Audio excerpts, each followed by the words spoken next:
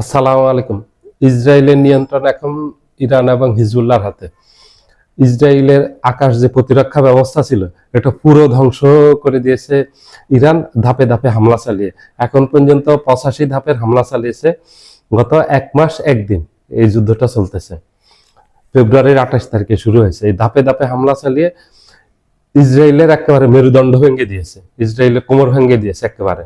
এখন ইসরায়েলের এই আকাশ প্রতিরক্ষা ভেঙে দেওয়াতে যেটা হয়েছে যে এখন ইরান থেকে যত মিসাইল, যত ক্ষেপণাস্ত্র নিক্ষেপ করতেছে এবং যত সুইসাইডাল ড্রোন শাহেদ 136 নিক্ষেপ করতেছে, সবগুলি নির্দিষ্ট লক্ষ্যবস্তুতে গিয়ে আঘাত আনছে।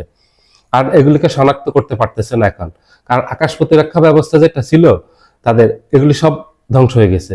রাডার সিস্টেম যেগুলি ছিল শনাক্ত করার, এগুলি সব ধ্বংস করে দিয়েছে ইরান। এটা স্বয়ং নিউ ইয়র্ক টাইমস এই প্রতিবেদনটা দিয়েছে যে ইরানের আক্রমণে ইসরায়েলের আকাশ প্রতিরক্ষা ব্যবস্থা ভেঙে গেছে। এখন ইসরায়েলের আকাশ পুরো উন্মুক্ত ইরানের জন্য। সেই সাথে লেবাননের হিজবুল্লাহ সেখান থেকে যত আক্রমণ করতেছে, যাকে যাকে তারা এই ক্ষেপণাস্ত্র তারাও নিক্ষেপ করতেছে এবং রকেট নিক্ষেপ করতেছে, তারাও ড্রোন নিক্ষেপ করতেছে, সেগুলি একেবারে পুরো ইসরায়েল জুড়ে ধ্বংসস্তূপে পরিণত করছে। বিশেষ করে লেবাননের হিজবুল্লাহর হামলায় ইসরায়েলের উত্তরাঞ্চলের হাইফা সহ, কিরিয়াত সহ এই শহরগুলি এবং গ্যালিলি সহ এগুলি সবচেয়ে বেশি ক্ষতিগ্রস্ত হয়েছে। এখানে হাজার হাজার মানুষ পালিয়ে গেছে যান বাঁচানোর জন্য এইসব এলাকাগুলি ছেড়ে, কারণ ওখানে হিজবুল্লাহ ব্যাপক পরিমাণ আক্রমণ চালিয়েছে। আর এদিক থেকে ইরান তেল আবিব সহ আরো যেসব গুরুত্বপূর্ণ স্থাপনা আছে ইসরায়েলের, সবগুলিতে সমান তালে এদিক থেকে আক্রমণ করতেছে। এখন আর আকাশ প্রতিরক্ষা ব্যবস্থা ইসরায়েলের নেই, কাজ করতেছে না, যার কারণে এখন পুরো ইসরায়েলটা ইরান এবং হিজবুল্লাহর নিয়ন্ত্রণে চলে গেছে। এখন আর ইসরায়েলের হাতে নিয়ন্ত্রণ নেই, একদম পুরো উন্মুক্ত। এখন আর ইরানের কোনো আকাশ প্রতিরক্ষা ব্যবস্থা, ইরানের ক্ষেপণাস্ত্র, ইসরায়েলের আকাশ প্রতিরক্ষা ব্যবস্থা এগুলি আক্রমণ প্রতিহত করতে পারতেছে না। দ্বিতীয়ত হলো এখন ইরান যেটা আক্রমণ করতেছে, ইসরায়েলের যে প্রতিরক্ষা ব্যবস্থা আছে, সামরিক যেসব স্থাপনা আছে, সামরিক যেসব গোডাউন আছে অস্ত্রের এবং যেসব উৎপাদন কেন্দ্র আছে, এখন সেগুলিতে ব্যাপকভাবে হামলা চালাচ্ছে। সেই সাথে হিজবুল্লাহ হামলা চালাচ্ছে। আর নতুন করে ইয়েমেন থেকে হুতিরা যোগ দিয়েছে। হুতিরা সেখান থেকে হাইপারসনিক গতির ব্যালিস্টিক মিসাইল নিক্ষেপ করতেছে।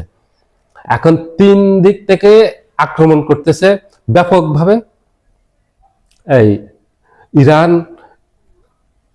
হিজবুল্লাহ এবং হুতিরা। এতে একেবারে পর্যদস্ত হয়ে গেছে ইসরায়েল। এবং ইসরায়েলের সেনাপ্রধান গতকালকেই ঘোষণা দিয়েছে যে কোনো সময় ইসরায়েলের সামরিক বাহিনী ভেঙে পড়তে পারে। কারণ হলো দীর্ঘদিন থেকে এরা যুদ্ধ করতে করতে ক্লান্ত। 2023 সালের অক্টোবর থেকে 25 সালের অক্টোবর পর্যন্ত গাজার হামাসের সাথে টানা 2 বছর যুদ্ধ করছে।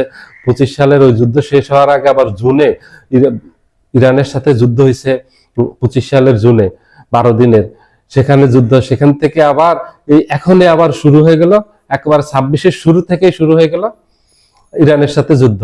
এবং ওই দিক দিয়ে আরো 5টা নতুন ফ্রন্ট খুলে গেছে।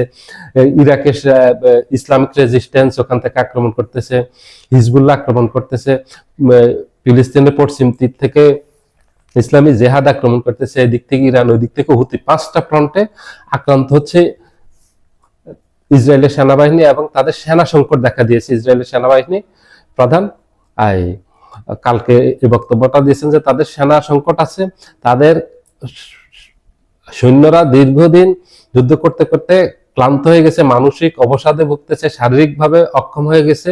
আর একটানা যুদ্ধ চলতেছে, তাদের উপর প্রচন্ড রকম প্রেসার যাচ্ছে এবং কোনো ধরনের রণকৌশল ছাড়াই এই যুদ্ধগুলি করতেছে।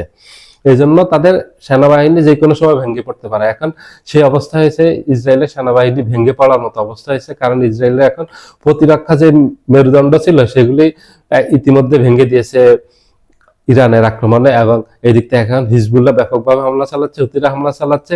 এক কথা হলো এই যুদ্ধ এই ইসরায়েল যেই লক্ষ্য এবং উদ্দেশ্য নিয়ে করছে, সেই উদ্দেশ্য এবং লক্ষ্য সবগুলি ভেস্তে গেছে। এখন উল্টো বিপদে পড়ছে ইসরায়েল এবং নেতানিয়াহু এখন কঠিন পাপড়ে আছে। সবাই ভালো থাকবেন, আল্লাহ হাফেজ।